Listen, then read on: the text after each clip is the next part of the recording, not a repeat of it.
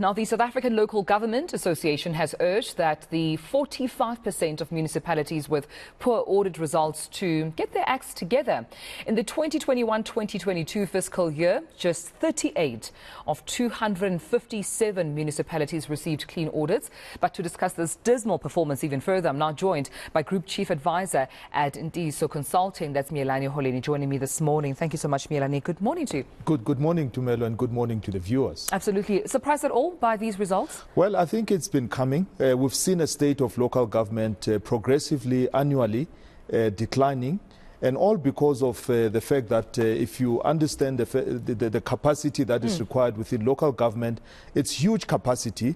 And I think the way that, we've gone about, local government is to leave it to its own devices, or also to starve it of particular resources that will get it, going.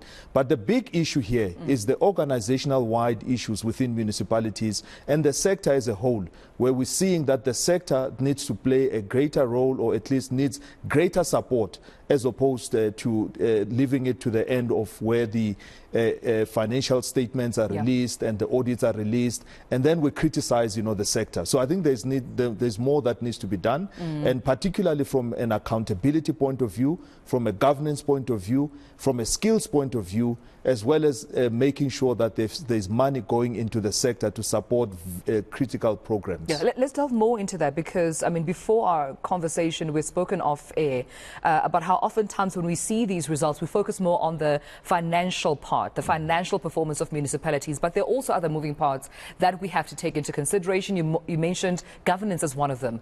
Let's talk more in detail as to where these municipalities could have also gone wrong. I think from a governance point of view, we've seen the phenomena of coalitions. I think it's one area that we really need to at least get the municipalities to mature, to be able to work together from a political point of view, because the governance from a political point of view is supposed to hold the officials to account. It's supposed to ensure that the accounting officer holds as well the senior managers within the municipality to account.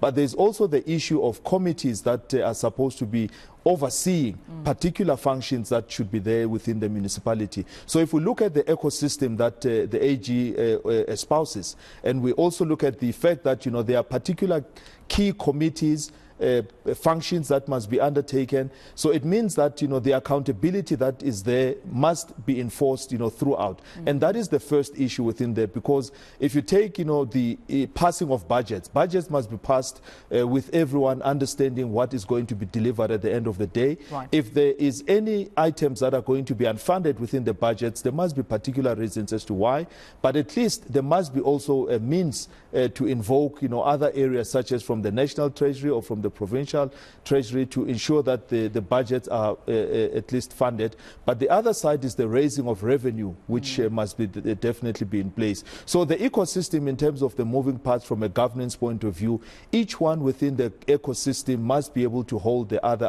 accountable. Yeah. And we are not seeing that those steps to hold each one of the people accountable. And a key example is where the AG has to take remedial action on particular issues which the accounting officers must be taking. Miyelani, with that being said, do you think there's a skills deficit in most of our municipalities?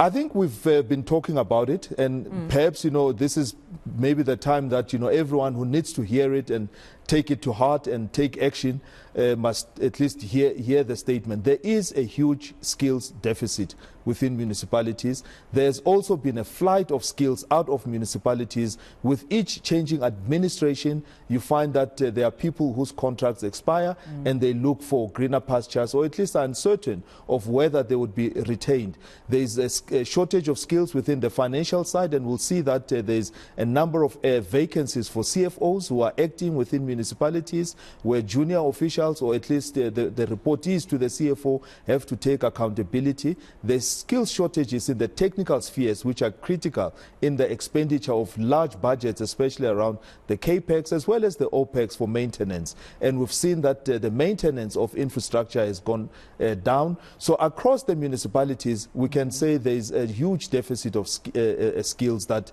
must really be augmented. And I think it's a fallacy to believe that municipalities will be able to fill each and every vacancy. And this is where we've always advocated of looking for partnerships with the private sector, partnerships with consultants, which unfortunately they are being vilified in terms of the support that they provide.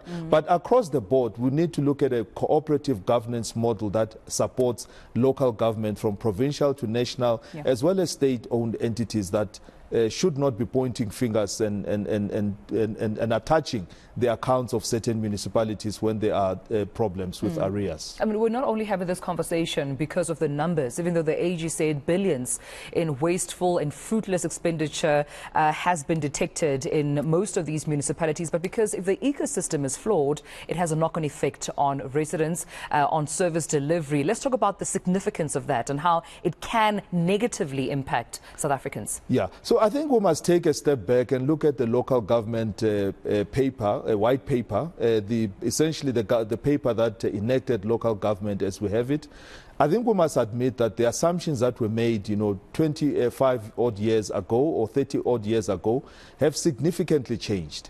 And we cannot be going back, to implementing a system where, for instance, those assumptions have now been proved to be wrong, and we keep on trying to patch or turn around or come up with programs or ABCs and so on and so forth. So local government is in need of a fundamental overhaul.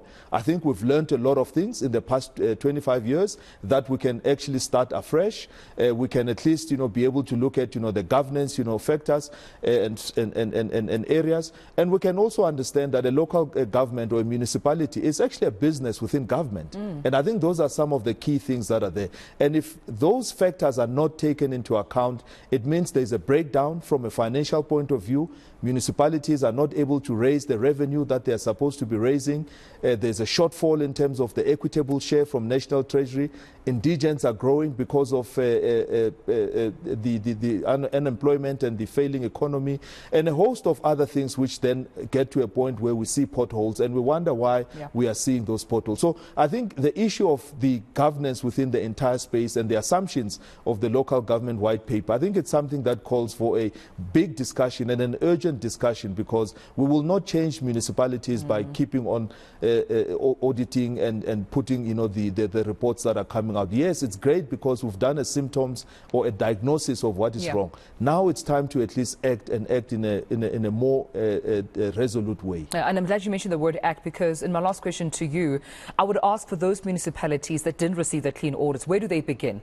Where do they start? Is it a complete overhaul, as you mentioned? But where's the starting point, and how long do you think it can take them to change and become, of course, those municipalities that are desirable for their residents? Look, from a Ntiyiso Consulting point of view, we work with municipalities. Right. And I think we can tell you that 24 to 36 months is an acceptable period for a municipality that has a plan. So what's a plan in this case? I think the big thing that we must look for is this whole thing of capability. Capability says you must have a strategy, a very strong strategy, which looks at all the issues that have gone wrong. Number two, you must have the leadership that is willing and has the strength to be able to carry out all of the various recommendations that are coming forward.